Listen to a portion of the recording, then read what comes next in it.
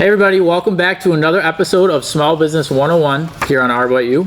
Once again, we have a special guest joining us, Bill Riley with RORA Systems. Thank you very much. Thanks so much for joining us. I appreciate it. It's always good to have a guest on here so they don't have to just watch me being boring. But why don't you tell us about RORA Systems yourself, how you got started? Sure. Yeah, so I've had an amazing opportunity to work for one of the largest telecommunications internet companies in the world for the last 16 years. And I've literally got to see the internet evolve and grow, and how enterprises and service providers created this environment that opportunities like this can get created in. One of the areas that I really focused on was with the large service providers, telephone companies around the world, and my role for my team was, how do we make networking easy? Which it isn't. It's very complicated. Tons of devices, tons of manufacturers, etc. So as I was working with these guys, and especially over the last 6 years, we really focused on how software and the evolution of artificial intelligence and machine learning and software-defined networking could come together to create very new solutions and architectures. So we literally solved that challenge of making the internet easy for service providers, and that software technology is now powering some of these large service providers all over the world. So then I decided to leave Cisco. I figured my time was, I'd spent enough time there, and I really wanted to do my own thing. So after I took some time off, I had my honey-do list from my wife of all the things that half-done projects or 80% done projects, as she points out. And one of them happened to be my own smart home. I had dabbled in it and had been a fan of the technology for a long time, going back to really some of the early days of AMX and Crestron type systems where you would only find them in boardrooms or conference rooms at enterprises. And all of a sudden it dawned on me one day the challenge that I was facing with my own smart homes, where I suddenly had 10 apps for 10 different devices, and how I could get them all to work together was a challenge. And as I grew and wanted just that one more thing in my house, within weeks or months it seemed like I had over 20 apps that it required for me to manage my smart homes. I was getting tons of notifications and all these things, and I literally thought to myself, there has to be an easier way. And then I remembered, oh man, that's exactly what I was working on. So I started doing some research, looked at the industry, and realized that a couple of the companies, the really big players out there, Amazon in particular, had really started to help the community recognize that there was a single point that we could all converge on, and it was voice.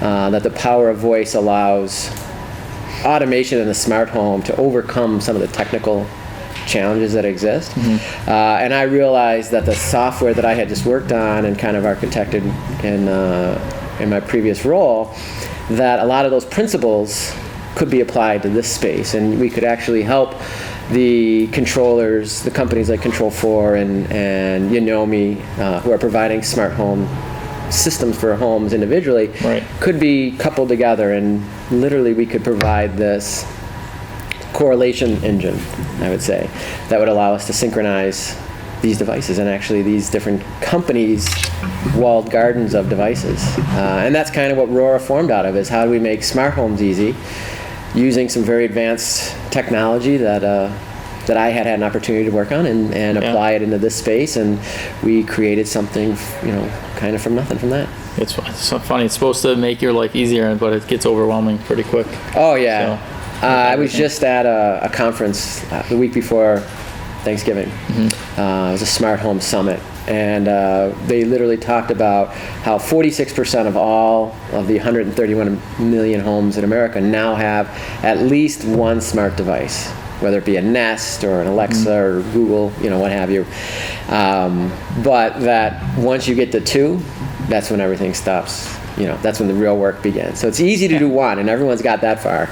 But then if you want to connect it with something else, then you got to start to figure out what it's going to take. Well, so what is a smart home? What makes a home smart? It's really a unique answer from everybody because we all have our own perspective, and that's what actually makes me most excited about this space is that we've kind of boiled that down to experiences. How can your home help augment your life? And that's what's going to make it smart. So if you're a conservationist and you're interested in how much electricity your house is consuming, or how much water is going through your house, there's smart technologies that can be integrated together to provide that window for you. Yeah, we get the Nest sends me updates on how much energy we use all the time here. Oh yeah. So there's been a number of studies specifically on smart thermostats and how they can save someone 23% just by managing, how often your furnace or air conditioner turns on. It's and that's where the artificial intelligence and the machine learning piece of this starts to peek into how smart homes are evolving and the correlation between AI and the smart home industry. Right. So AI is, brought up a lot, and obviously in this, and so part of it, I feel like it's always brought up now on everything. It's a new topic to talk about. Oh yeah. So I guess, what do you think? I feel like it's come a long way in the past couple of years, but what do you think of the future of it, where it's going? How is it going to, with smart homes in particular, but even in general, if you want? It's going to play an enormous role, right? There's, Uncle Ben from Spider-Man, gave us the famous saying, with great power comes great responsibility, and that's what I really think AI is.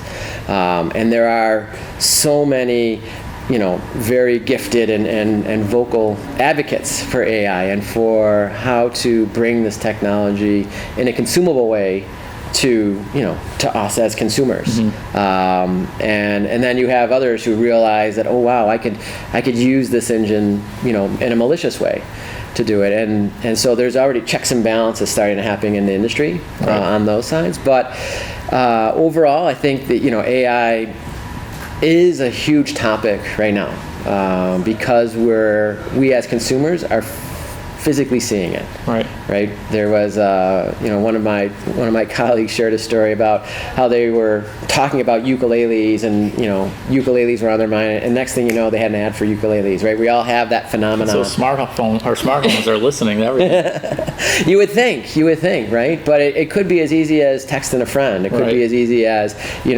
someone else in the family doing a lookup and things like that. There's so many.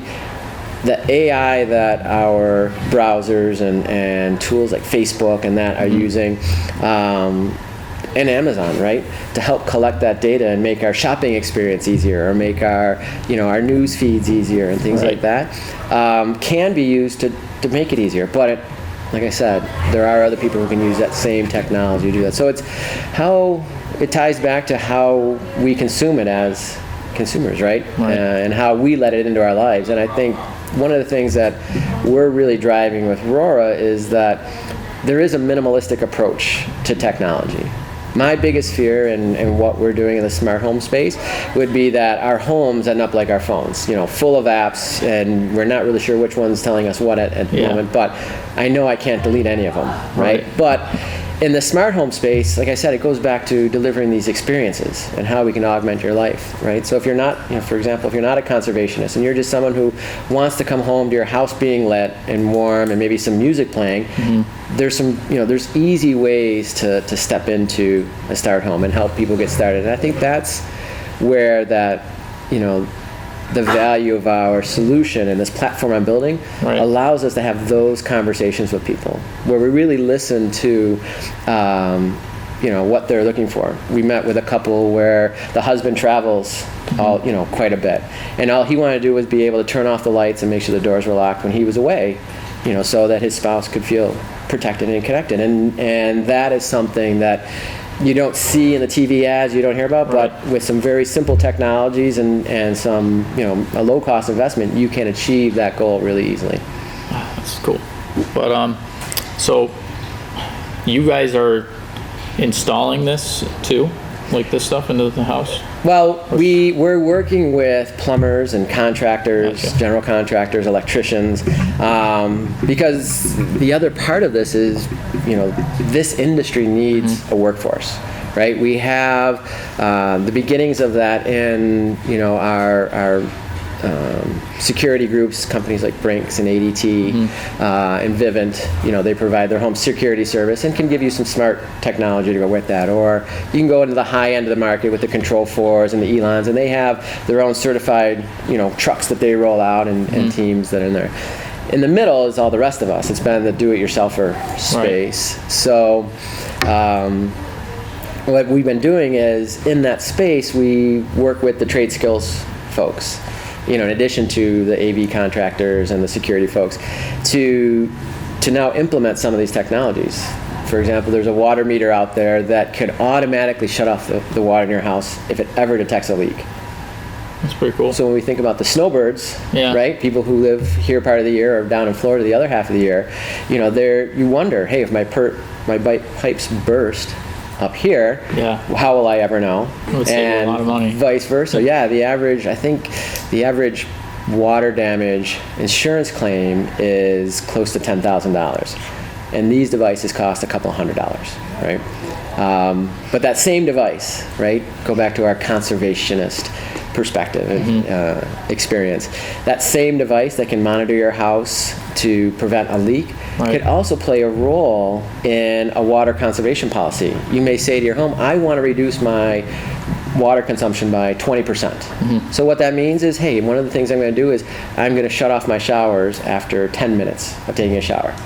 So this device is smart enough to realize when the water is running a certain way that it's the shower, and if it lasts more than 10 minutes, it'll actually automatically just turn off the water. It'll be a rough morning. Exactly. My wife was not a big fan when I pointed out that use case, but it's things like that.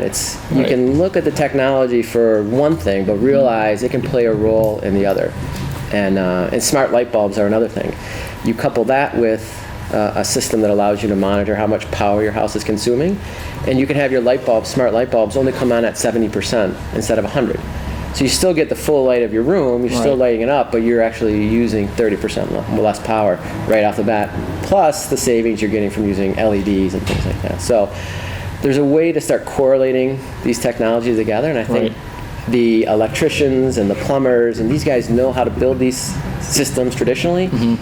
And we're working with them to kind of connect the last part of that and show them how, with a platform like ours, we can really bring automation to the experience creation and allow them to do the traditional installs, the plumbing, the wiring, and connecting the service for them. So we partner with certified and trained professionals to do these installs. What's that process like for the consumer? I mean, when they're meeting with you and going, it seems like, I mean, this all sounds like a lot. It sounds really cool. It's like, there's so many different bells and whistles. What's that? So remember, I started out, my whole goal is how to make this easy. So we turned it into a 1, 2, 3 process.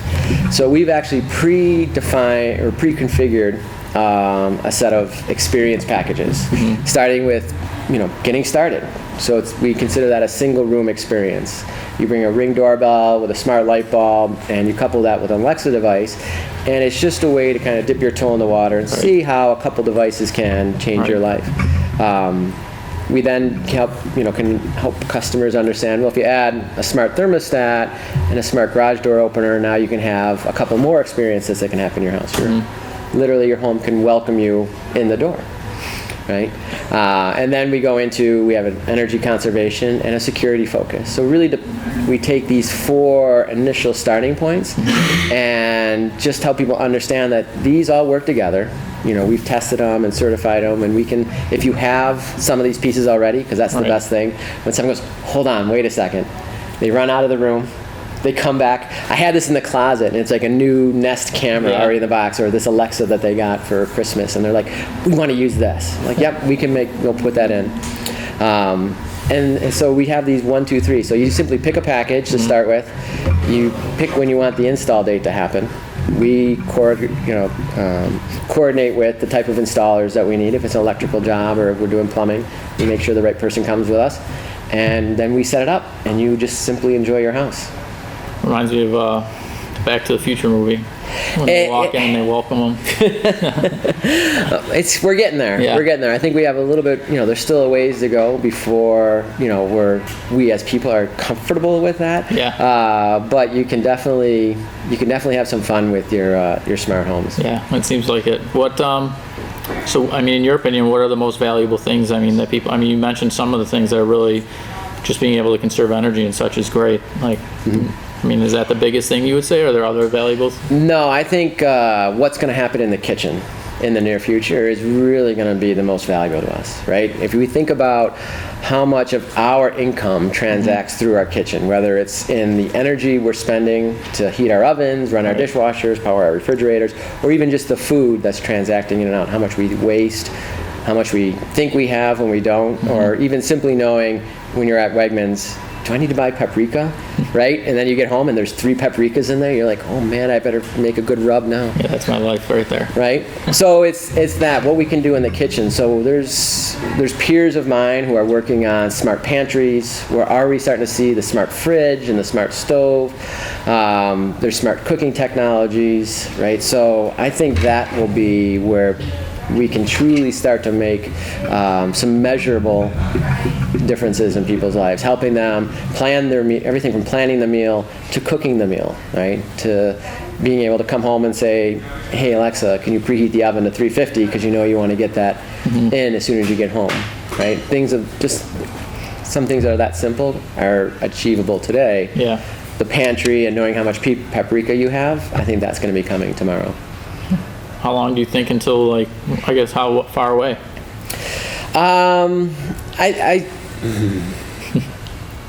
To the consumer, for us to readily be able to go into a Best Buy to get it, it's probably still a couple years away. Yeah. To that, but for people who are willing to be those early adopters, right, and are willing to kind of put up with that 80-20 rule of 80% of the time it's going to do exactly what I asked it to do, but every once in a while it's going to call me in the middle of the night. It's going to be really creepy. Yeah. I think that's where we are with smart homes today, and in the kitchen particularly.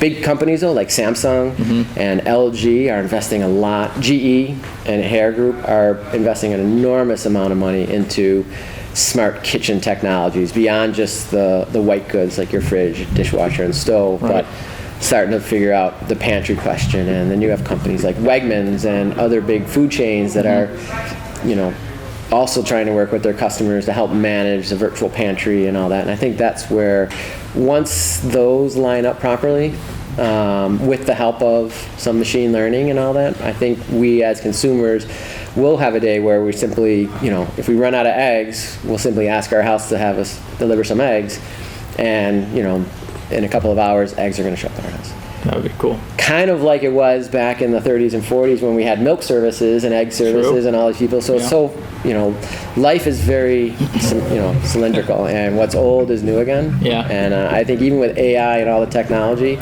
I get a chuckle when I think about how people used to get ice delivered to their house, or people used to get milk and all these things. We just readily there. Yeah. And now when we talk about getting it delivered to our house, it's like, oh my God, this is amazing. Stuff is coming right to our house. Yep. So what other areas, I guess, do you think AI, aside from homes, is there anything else that you're excited in with AI in different areas? Actually, the environment.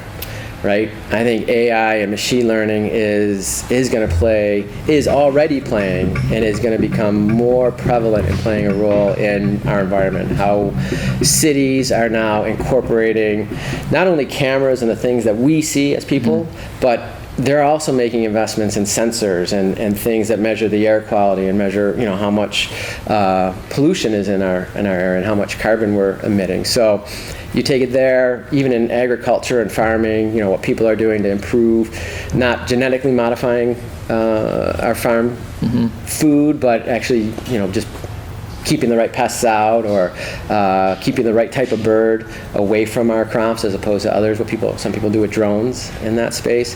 I think those will come together and really help us to figure out how to manage the resources we have a lot better, and help to improve our lives. Cities like Paris, pushing now to remove cars from coming in there. There's a huge initiative that's been going on for a number of years, and they're slowly, making progress on it. But having a job where I traveled quite a bit, you can already start to see improvements in certain cities as they've made these efforts. And it's because of this artificial intelligence and machine learning, what cars are emitting and what they're not. So I think that's where it'll have truly the biggest impact for us. Yeah, it's exciting. I mean, I'm excited. I can't wait for someone to just drive me to work. That's what I want. Self-driving car. I saw a great, actually I didn't see, I read an awesome book called Augmented. And they talk about how the future car, our future automobile, is literally going to be a room for us. We're going to go in, we're going to sit in it. It might even be our office in someday where we're going to transact business, have our calls, and and commute to work. That'd be cool. And you look at what Google and Tesla and those guys are doing out in Silicon Valley, and they're making cars where you can literally just do that. So I think that's getting closer than we would imagine. Yeah, for sure. I saw an article actually today on my phone about Buffalo apparently is doing something. There's some meeting today about self-driving cars and planning for infrastructure for it. Yeah, Buffalo, the University of Buffalo, I thought it was around September, October, was awarded some significant funding for this type of research, and there was a nice announcement that came with some partnerships that they were able to form. I believe Tesla again played a big role in that, and there's going to be, Buffalo is it's really funny. I spent the last 16 years in Silicon Valley. When I told everyone I want to do a tech startup in Buffalo, they were like, "What?"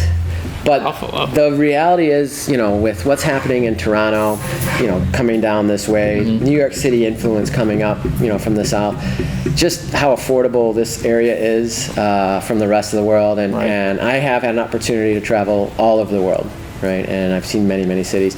There's nothing like the community we have here in Buffalo, and it's so easy for me to recruit engineers from San Francisco or San Jose simply by showing them a picture of, what a home in Western New York looks like and what grass looks like, and they get really excited just from that. But it's a great place to live, and we do have a really rich community of startup entrepreneurs that's growing, it seems like week over week at this point. Definitely taking off recently for sure. So it's becoming easier to do this. It's not without its challenges, there's some specialty things that we're still looking for, but like I said, it's not hard to start recruiting people with that type of talent to come here, and it's going to be startups like yours, like this one, and hopefully what we're doing and the people who follow us that will continue to make Buffalo and help us grow and continue to be a hot spot for these startups. Exciting times. I think so.